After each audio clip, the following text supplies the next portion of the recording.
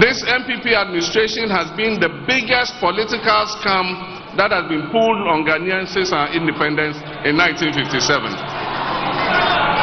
And I'll explain why. They were repackaged with ribbons and sweetly scented with enticing promises. Most Ghanaians will agree that Nana Akuffo Addo is indeed the president Ghana never got. And indeed, I dare say, his much-touted economic whiz-kid, Vice President Dr. Mahmoud Bawumia, is also the economic messiah Ghana never got.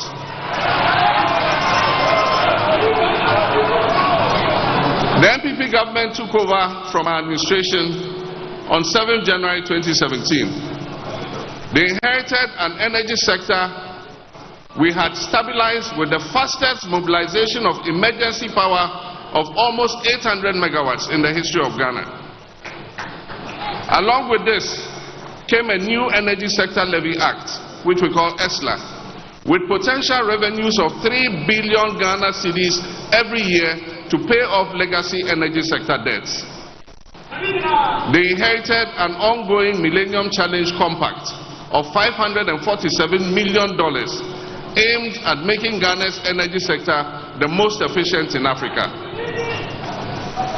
This ruling family, quarreled over the shares in the PDS company and led to the US pulling back $190 million, which was meant for the most critical component of the compact, and that is private sector participation and improvement in collections at the distribution end of the electricity value chain.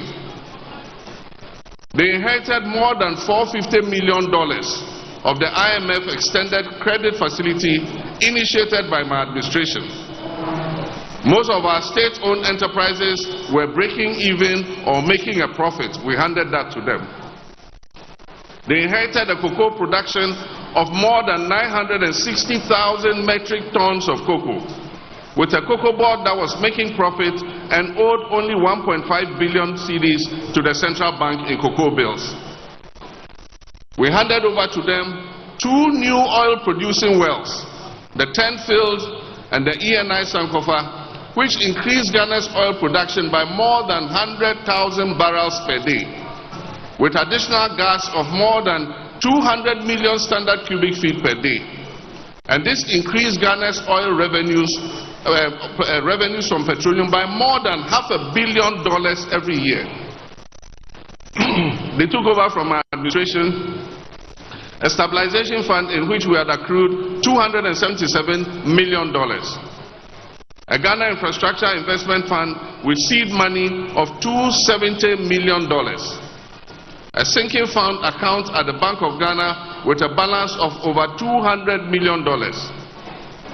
They inherited a budget that ran a deficit of 6.1% with zero borrowing from the central bank, the Bank of Ghana, zero borrowing.